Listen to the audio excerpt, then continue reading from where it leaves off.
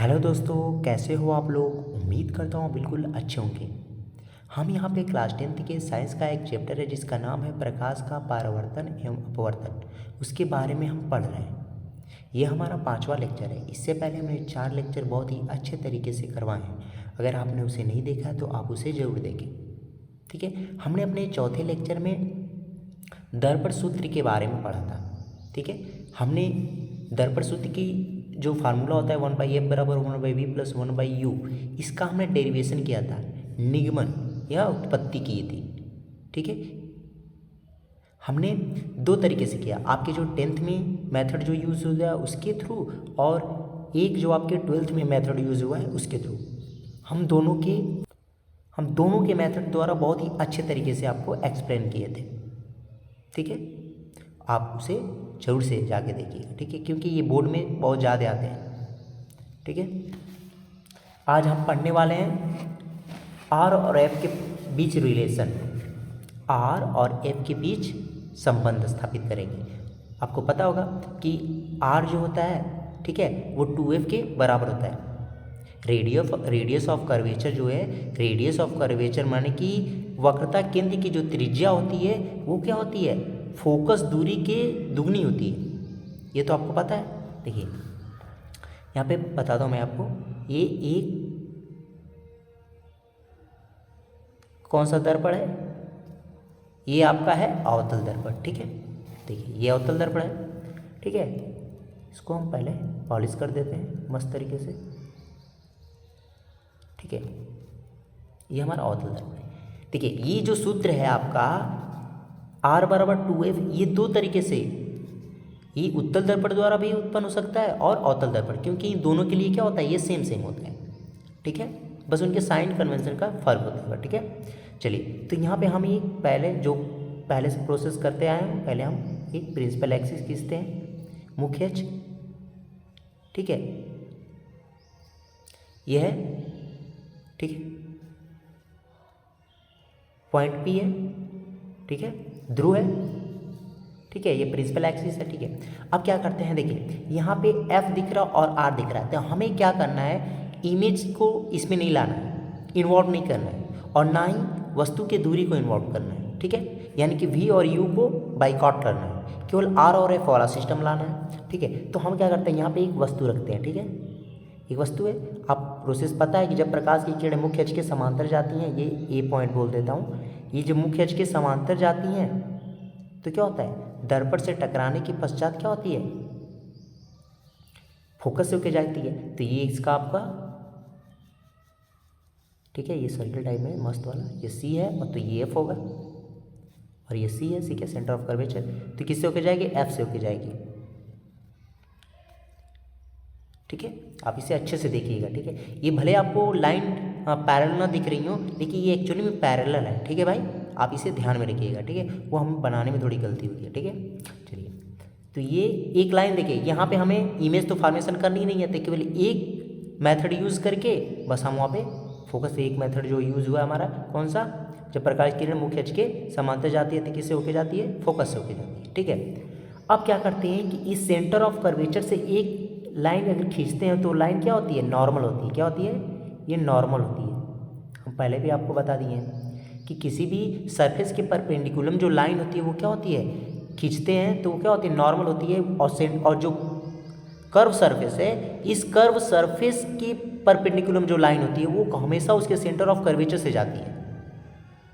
ठीक है भाई, ये आप ध्यान में रखिएगा। तो अब ये बताइए कि परावर्तन के नियम से क्या होगा, ये एंगल और ये एंगल आपस में क्या होंगे, बराबर होंगे। ये एंगल I है और ये एंगल R है। Angle I equal to angle R को हम क्या बोलते हैं, थीटा नाम दे देते हैं। ठीक है, तो यहाँ पे हम अब थीटा नाम रखेंगे। ठीक है, इसको हम बोल देते हैं थीटा, इसको बोल देते हैं थीटा। ठीक है, आप इसे समझिए। ठीक है, चलिए अब देखिए 2 पैरेलल लाइन है। देखिए ये एक पैरेलल लाइन, ये एक, और एक तिर्यक रेखा कट कर रही है। तो 2 पैरेलल लाइन को जब एक तिर्यक रेखा कट करती है तो ये एंगल और ये एंगल आपस में क्या होंगे, बराबर होंगे ना। ठीक है, यानी कि ये एकांतर कोण से क्या होंगे, आपस में बराबर होते हैं। तो ये एंगल, ये अगर थीटा है तो ये भी क्या होगा, आपका थीटा होगा। ये दोनों पास पास लग रहे हैं ना, ठीक है, लेकिन ये यहाँ का थीटा है, ये यहाँ का थीटा है, ठीक है। अब देखिए एक ही ट्रायंगल में अगर दो थीटे आपस में दो एंगल, एक ही ट्रायंगल में अगर दो एंगल आपस में बराबर होते हैं तो उनके आमने सामने की भुजा भी क्या होती है, बराबर होती है। ये एक थ्योरम है, ठीक है, ट्रायंगल का। तो हमारा ये एक ट्रायंगल है, यहाँ पे बनाता हूँ, इधर बना देता हूँ, ये ऐसा है, ऐसा है ना, इसको बना रहा हूँ मैं। ये कौन सा है आप ध्यान में रखिएगा, ये है आपका सी एफ और इसका नाम देता हूँ बी, सी एफ बी। तो ये थीटा है तो ये भी क्या होगा, थीटा होगा। तो ये भुजा और ये भुजा आपस में क्या होंगी, बराबर होंगी। तो इसको हम कर लेते हैं, ये भुजा आपस में बराबर, ठीक है, ठीक है। आप देखिए, ठीक है, भुजा आपस में बराबर है। अब एक चीज़ ध्यान रखिए कि ये जो बी और पी जो है ना, ये जो अपर्चर है, यानी कि ये जो अपर्चर है ना बहुत ही छोटा है, ऐसा है, देखिए ये बिल्कुल ऐसा है, सीधी टाइप में आपको दिख रहा होगा। अगर इस अपर्चर में दो लाइनें उसके इन पॉइंट से अगर करते हैं, खींचते हैं और कहीं एक तिर्यक खींचते हैं और कहीं कट करते हैं तो ये जो एंगल होता है बहुत ही छोटा होता है। यानी बहुत ही छोटा का मतलब कि ये दूरी और ये लंबाई दोनों क्या होती है, सेम होगी, ठीक है, ठीक है भाई।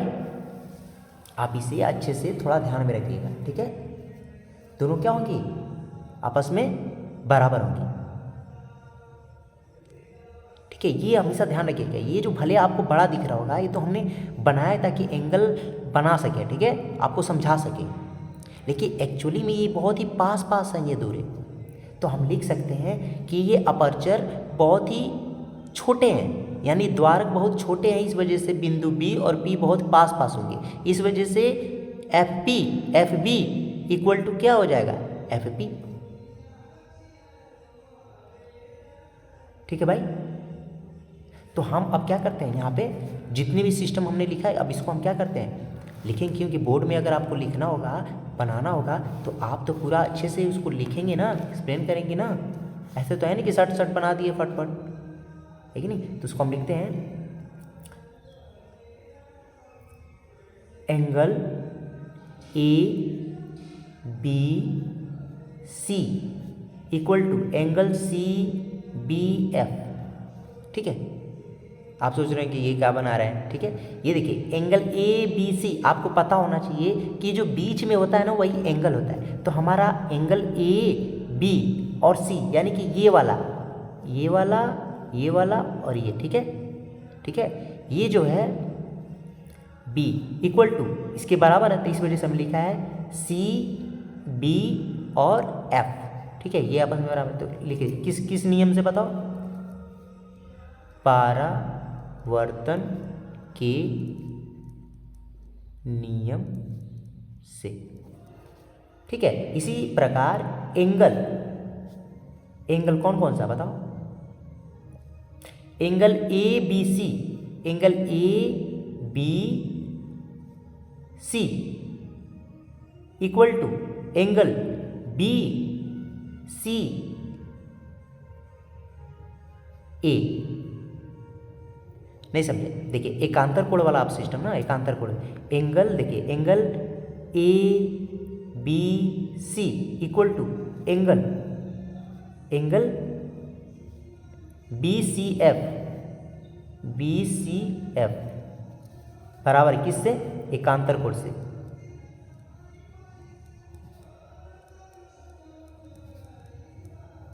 ठीक है। आप इसे ध्यान में रखिए, ठीक है, आप इसे ध्यान में रखिएगा। और देखिए ये तो हो गया। अब देखिए angle B C F, B C F equal to angle C B F, C B F का है आपस में बराबर है। अरे एंगल ये और ये एंगल ये दोनों आपस में बराबर है कि नहीं, बोलो, क्योंकि ये जो है थीटा है तो ये भी थीटा है, और ये थीटा है तो एकांतर कोण से ये भी थीटा है, तो ये दोनों एक ही ट्रायंगल में दो एंगल बराबर है। तो इस वजह से बी सी एफ जो बी सी दिख रहे हैं ना वही एंगल है, ठीक है। B C F equal to B angle C B F, ठीक है। तो हम लिख सकते हैं जब ये दोनों एंगल बराबर हैं तो हम लिख सकते हैं कि इसलिए इसलिए इसलिए इसलिए C F equal to F B के इक्वेशन 1 मान लेंगे। ठीक है। यदि अच्छा ठीक है, अब इसमें आते हैं, बताओ ये एफ बी और पी बहुत पास है, तो इसको हम लिखेंगे यदि अवतल दर्पण है ना, अवतल दर्पण का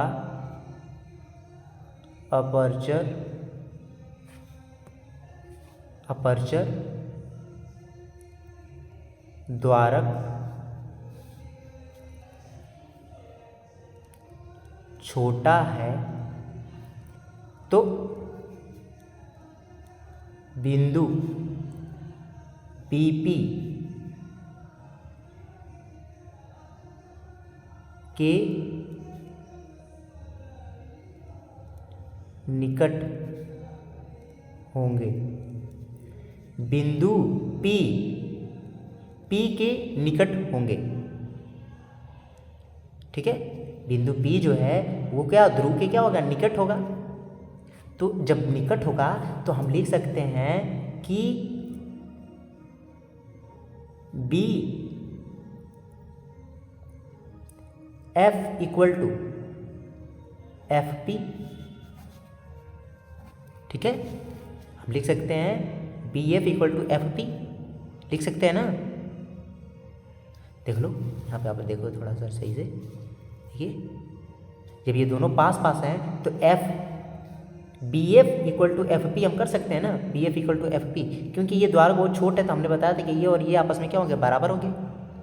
ये हो गया B और ये हो गया P। ठीक है, समझ रहे हो। अच्छा, एक चीज़ और आप देखिए,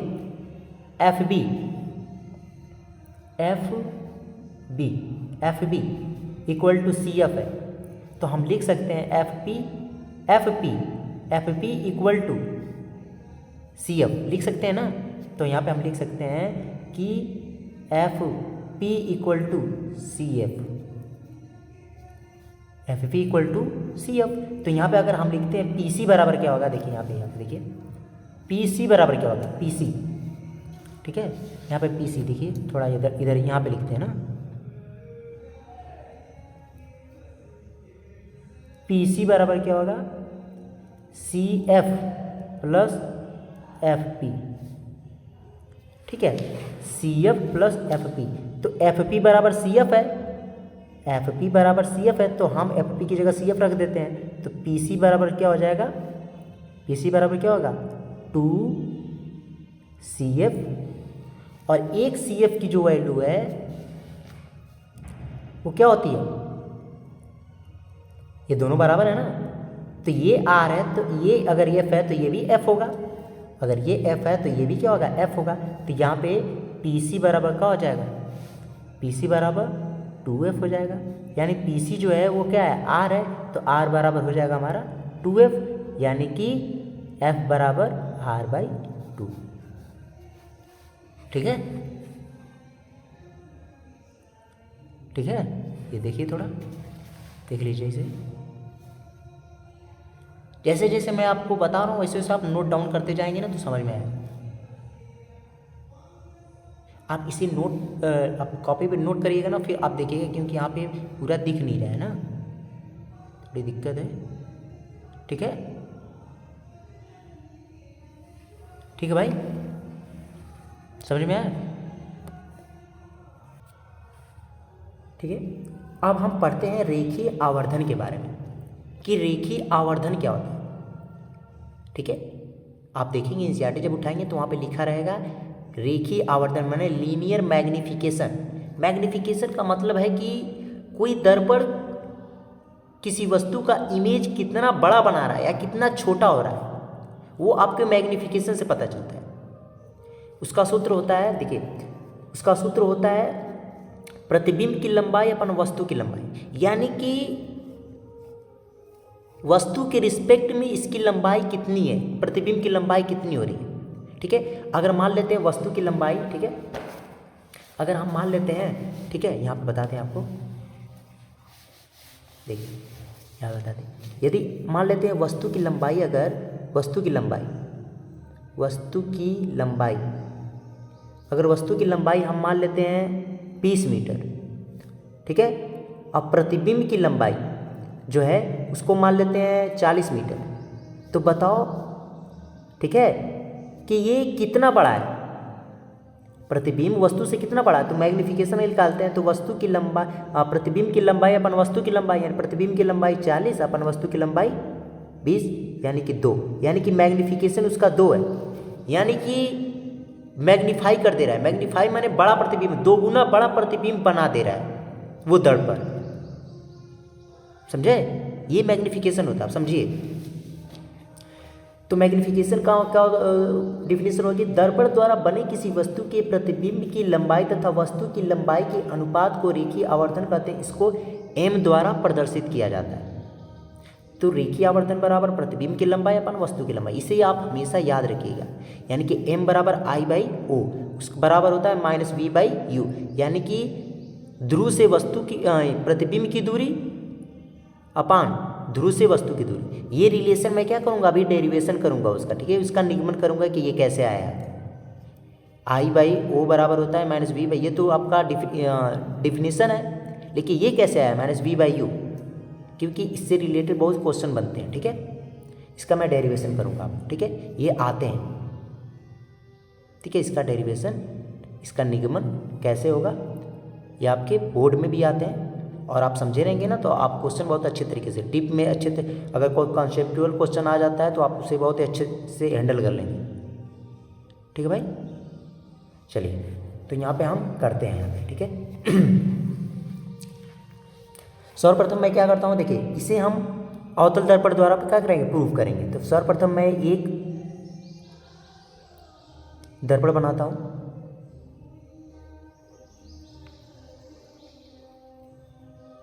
ठीक है। मस्त बना है एकदम, देखिएगा थोड़ा, ये हमने पॉलिश मार दिया,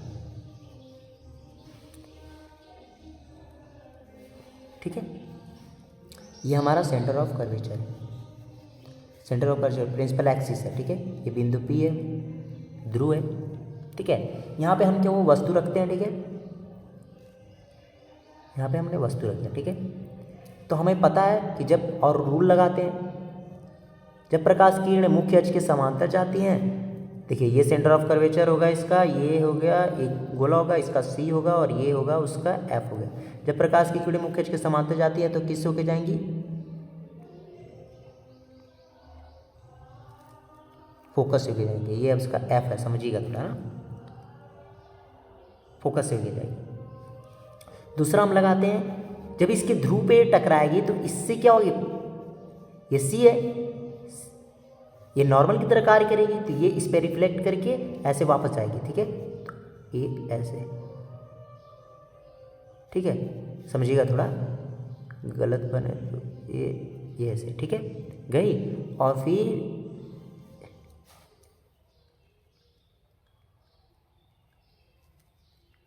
ऐसे जाएगी, टेढ़ी दिख रही है यार ये तो, ठीक है। ये हमारा इमेज बन गया, ठीक है। ये हमारा इमेज बन गया, ये AB, ठीक है। और ये इसको नाम दे देते हैं B डैश, A डैश, उल्टा प्रतिबिंब बनाया, सब हमने आपको बताया पहले से, ठीक है। इसको थोड़ा सा सही से कर लेता हूँ, ये ऐसे, ठीक है, ठीक है। चलिए अब देखिए, ये देखिए, ये थीटा है, तो ये भी क्या होगा, थीटा होगा, प्रकाश के अपवर्तन के नियम से, ठीक है। तो देखिए, ये देखिए, ये थीटा है, ये थीटा, इस ट्रायंगल में देखिए ये थीटा है और ये 90 डिग्री है, इसमें भी देखिए ये 90 डिग्री है और ये थीटा है, ठीक है।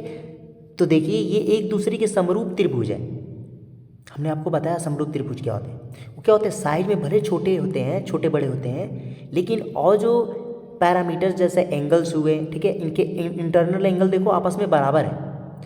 देखिए ये थीटा है तो ये भी थीटा है, ये 90 डिग्री, ये भी 90 डिग्री, तब ये 90 डिग्री मान लेते, देखिए अगर ये 90 डिग्री और ये 60 अंश है, ठीक है, तो ये कितना होगा, 30 अंश। तो अगर ये भी 60 अंश है और ये भी 90 तो ये भी तो 30 अंश होगा, है कि नहीं? तो यानी ये एक दूसरे के क्या है, समरूप है। ठीक है, तो हम लिखेंगे ट्रायंगल ए बी पी तथा triangle P C B, P नहीं, A dash P B dash समरूप त्रिभुज हैं। ठीक है, अगर समरूप त्रिभुज होंगे तो हमने आपको बताया था कि इनके साइड का जो रेशियो होता है वो क्या होता है, आपस में क्या होते हैं, बराबर होते हैं। तो देखिए अगर हम रखते हैं यहाँ पे A B upon A dash B dash equal to A P upon P A dash P, होगा ना। जहाँ पे ए बी है, आप ध्यान रखिएगा, ए बी जो है वस्तु की लंबाई को हमने बताया था ओ से डिनोट किया जाता है। देखिए यहाँ पे वस्तु की लंबाई को देखो ओ से डिनोट किया गया है। और प्रतिबिंब की लंबाई ए डैश बी डैश, ये किसको, आई से। ठीक, तो यहाँ पे हम रखते हैं आई बाई नहीं O by I equal to A P बताओ, ए पी क्या है, वस्तु की दूरी, ध्रुव से वस्तु की दूरी, तो वस्तु की दूरी को क्या लोगे, माइनस। अब देखिए एक चीज़ और ध्यान रखिए, यहाँ पे जब वस्तु ऊपर है ना तो वस्तु की दूरी को ओ से डिनोट किया है, लेकिन वो कैसा साइन होगा, उसका साइन कैसा होगा, हमने पहले साइन कन्वेंशन बताया है। इसका साइन जो होगा वो कैसा होगा, पॉजिटिव होगा, और इसका साइन निगेटिव होगा ना। तो इसका साइन अगर पॉजिटिव लेते हैं और इसका निगेटिव लेते हैं, यहाँ पे रखे ए पी बताओ, ए पी ध्रुव से वस्तु की दूरी कितनी है, ध्रुव वस्तु की दूरी को किससे डिनोट किया जाता है, यू से। तो क्या होगा, माइनस यू अपान इमेज की दूरी ए डैश पी, यार ये पी है, सॉरी ये पी है। ठीक है, ए डैश पी की वैल्यू कितनी होगी, वो हो जाएगी आपकी माइनस वी। तो माइनस माइनस कट गया, तो ये हो गया ऊपर, इसको ऊपर नीचे करते हैं, आवर्धन लिखते हैं, तो अगर तो ये आवर्धन, तो ये 1/m है, तो m होगा क्या, आई बाई, देखिए I by O equal to minus V by U. देखिए नहीं समझ में, देखिए यहाँ पे ए बी क्या है, वस्तु की हाइट है, ए बी क्या है, वस्तु की हाइट है, तो वस्तु का हाइट ऊपर है तो पॉजिटिवली है। ए डैश बी जो है प्रतिबिंब की ऊंचाई है, तो प्रतिबिंब की ऊंचाई को नीचे है, तो इस वजह से हमने निगेटिव लिया, तो यहाँ पे लिख दिया ओ बटा में माइनस आई। और इधर देखो, इधर की चीज़ें क्या होती हैं, माइनस होती हैं, इधर की चीज़ें माइनस होती हैं। तो ए पी क्या है, ध्रुव से वस्तु की दूरी, तो ध्रुव से वस्तु की दूरी माइनस यू, और ध्रुव से इमेज की दूरी कितनी है, माइनस वी, तो माइनस माइनस आपस में कट गए, तो ये हो गया माइनस, ये हो गया वी बाई यू। तो इसका माइनस जो है, इसका माइनस यहाँ पे हमने यहाँ पे ला दिया है। ठीक है, इसको देख लीजिएगा थोड़ा। ठीक है, तो ये 1/m है, तो 1/m को उल्टा करोगे, ठीक है, 1/m को जब उल्टा करोगे तो ये हो जाएगा I by O equal to V by, इसको भी, ये भी उल्टा होगा ना, वी बाई यू, तो इसका माइनस यहाँ दे दोगे, तो इसका माइनस यहाँ दोगे, तो ऐसे बना है। ठीक है, तो m बराबर आई बाई ओ बराबर माइनस वी बाई यू, ये आप फार्मूला हमेशा याद रखिएगा। ये क्या है, वी क्या है, इमेज की दूरी, और ये क्या है, वस्तु की दूरी। ठीक है, डेरिवेशन आप देख लीजिए। ठीक है, ठीक है भाई, इसे ऐसे देख लीजिए।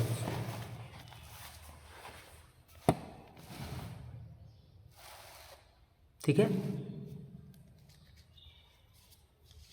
ठीक है, ठीक है भाई। चलिए अब हम क्या करते हैं, ये आपको कुछ न्यूमेरिकल बताते हैं, ठीक है, इससे रिलेटेड न्यूमेरिकल, ठीक है। अब हम जितने भी सूत्र पढ़े हैं ना, अब तक हमने जितने भी सूत्र पढ़े हैं उससे रिलेटेड मैं आपको कुछ न्यूमेरिकल, इंपॉर्टेंट न्यूमेरिकल लेके आऊँ, उसको मैं करता हूँ। आंकिक प्रश्न बोला जाता है, ठीक है, इसे हिंदी में, ठीक है। अब ये सवाल जो होते हैं ना बहुत ज़्यादा आपके बोर्ड में आते हैं, कॉम्पिटेटिव एग्जाम पे ही आते हैं, ठीक है। तो जितने भी सूत्र पढ़े हम पहले यहाँ पे लिखते हैं कि 1/f बराबर होता है 1/v + 1/u, ठीक है। ये आपकी उत्तल दर्पण और अवतल दर्पण दोनों के लिए सेम टू सेम है, ठीक है। और एक अभी पढ़ा है हमने r बराबर होता है 2f होता है, ठीक है।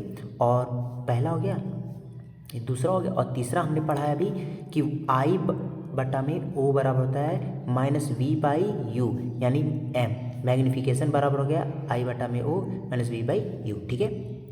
चलिए अब हम क्या करते हैं, ये तीनों सूत्र देख लीजिए आप, ठीक है। अब न्यूमेरिकल करते हैं, ठीक है।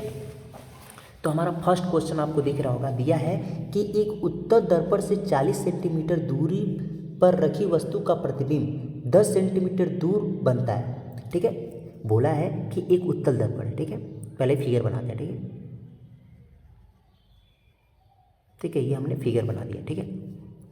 उत्तल दर्पण हमारा ऐसा ही होता है ना, सब चीज़ जो टर्म होते हैं उसे हम बना लेते हैं अच्छे से, ये देखिए, ठीक है। उत्तल दर्पण से 40 सेंटीमीटर दूर पर रखी वस्तु का प्रतिबिंब 10 सेंटीमीटर दूर पर बनता है, ठीक है। तो यानी कि पहले एक काम करते हैं ना, पहले सॉल्व कर लेते हैं। जब सॉल्व कर लेंगे तो फोकस दूरी सब निकल जाएगी, उसके बाद हम क्या कर देंगे, इसका फिगर बना देंगे। तो आपको पहले जो भी लिखा है, पहले उत्तल दर्पण की से 40 सेंटीमीटर दूर पर रखी वस्तु, यानी वस्तु रखी है, तो फट से आपको दिमाग में जाना चाहिए कि वस्तु हमेशा किधर रखीगी, लेफ्ट साइड में रखी जाएगी।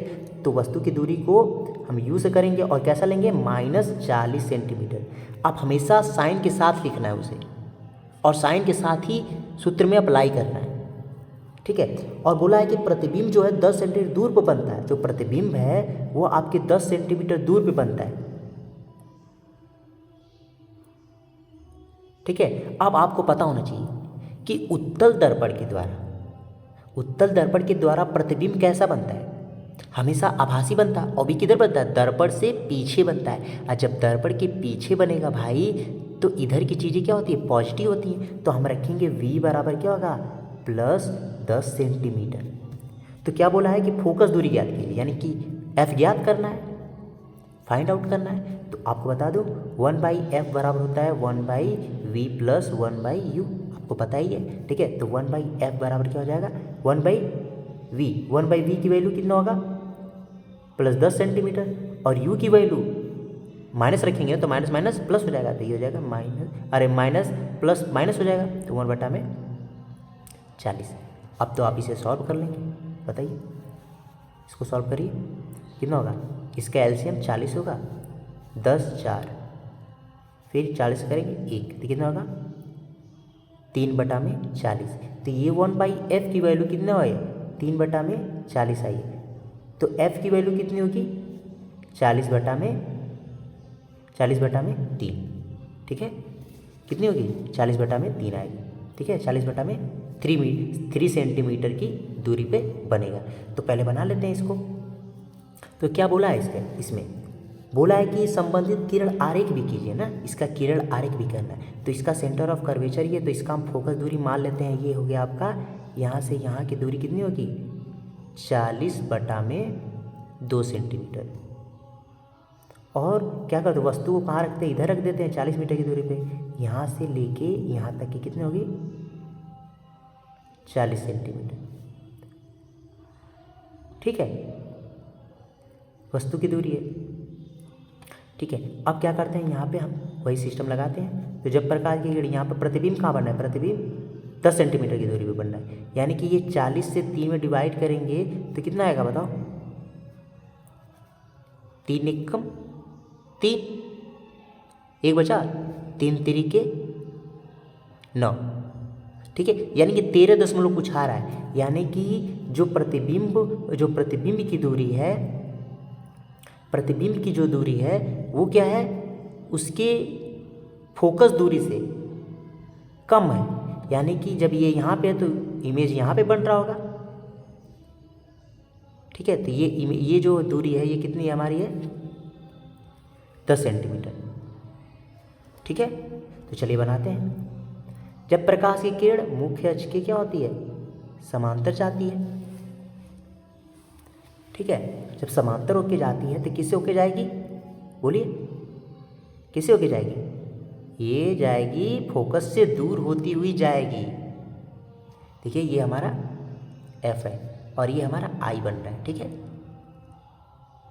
दूर जाती हुई। फिर जब क्या होगा, जब सेंटर ऑफ कर्वेचर से जाएगी तब क्या होगा, ये इसका ये पॉइंट सी मान लेते हैं, ठीक है, ये सी है।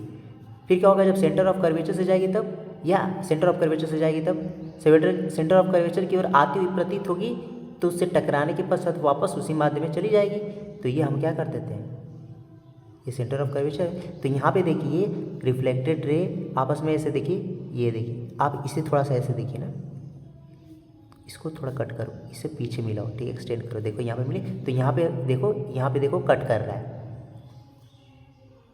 कट कर रहा है ना, ये थोड़ा हमने टेढ़ा बना दिया। देखिए आप स्केल से नाप के बनाएंगे तो बहुत अच्छा बनेगा, ठीक है। ये थोड़ा ऐसे बनेगा, ठीक है, और ये ऐसे चली गई है, तो यहाँ पे कट कर रही है। तो यहाँ ए और बी अगर है तो ये हो जाएगा ए डैश बी डैश, ये इमेज की दूरी है, इमेज की लंबाई है, छोटी बन रही है, देखो इधर बन रहा है। तो ऐसे किरण आरेख करना होता है, ठीक है। तो आप क्या लिखेंगे बताओ कि फोकस दूरी कितनी आई है 10/3, और देख रहे हैं इसकी फोकस दूरी कैसी आ रही है, पॉजिटिव आ रही है। और तुम्हें भी पता है कि उत्तल दर्पण की फोकस दूरी कैसी होती है, पॉजिटिव होती है। अच्छा एक चीज़ और ध्यान रखिए, हमने जब भी इमेज बनाया था उत्तल दर्पण के द्वारा 2 कंडीशन में, ठीक है, तो देखे थे वो ध्रुव और फोकस के बीच बन रहा था, और यहाँ पे भी ध्रुव और फोकस के बीच बना है। देखिए ये हमारा क्या है 13 दशमलव कुछ आएगा ध्रुव से फोकस की दूरी, और इमेज की दूरी देखो 10 मीटर पे बनी, 10 सेंटीमीटर पे, है ना।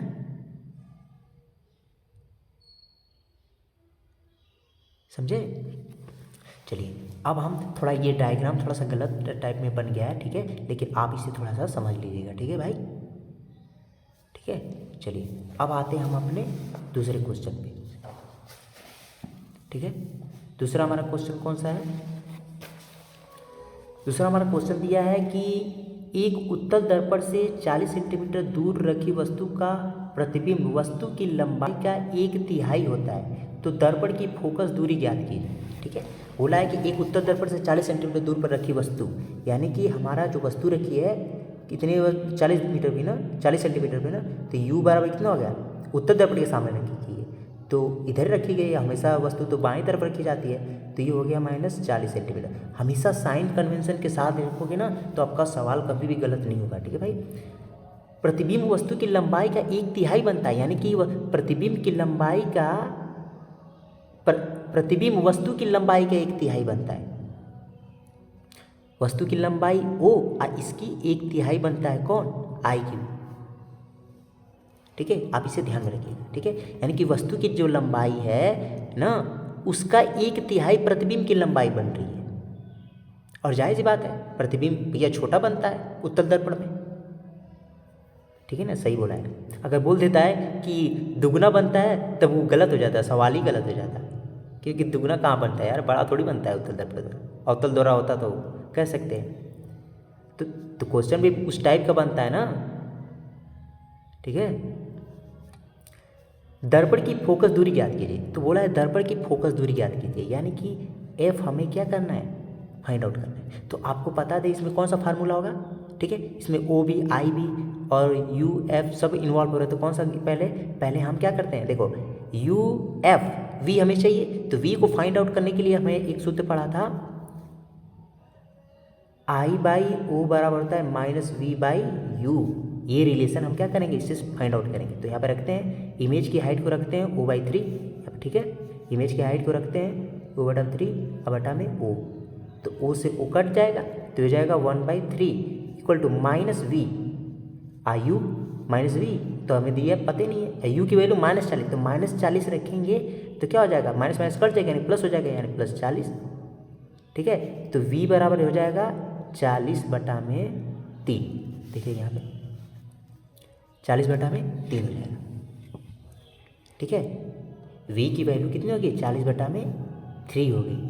तो पूछा है, फोकस पूछा है हमसे ना, तो फोकस पूछेगा तो 1/f बराबर होता है 1/v प्लस 1/u। तो 1/f हमें फाइंड आउट करना, तो 1/v हमें पता हो गया 40/3 प्लस 1 में वस्तु की दूरी -40, ठीक है। तो ये ऊपर चला जाएगा ना ये, तो क्या हो जाएगा 1/f बराबर क्या हो जाएगा 3/40 -1/40, तो कितना हो जाएगा 2/40, तो कितना होगा 1/10, नहीं 1/20, 2 से घटाओगे 2 दूना के 4, ठीक है। तो कितना होगा 1/20, तो f की वैल्यू कितनी हो जाएगी 20 सेंटीमीटर। अब देखिए ये पॉजिटिव आ रही है, आपको पता भी है, अगर माइनस में आ जाता ना तो आप समझ जाइएगा कि गलत आया, क्योंकि उत्तल दर्पण की फोकस दूरी कैसी होती है, पॉजिटिव होती है, ठीक है। और इमेज भी देखो पॉजिटिव है, काहे कि दर्पण से किधर बनता है, इधर बनता है, ठीक है। ऐसे क्वेश्चन आते हैं, ठीक है भाई। देख लीजिए ये क्वेश्चन है था और ये हमने सॉल्व किया, ठीक है। देखिए, ठीक है, देखिए हमने किया, ठीक है। बस आज तक बस इतना ही, ठीक है।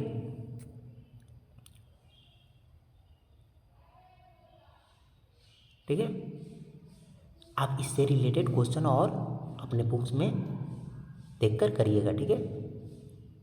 बाय।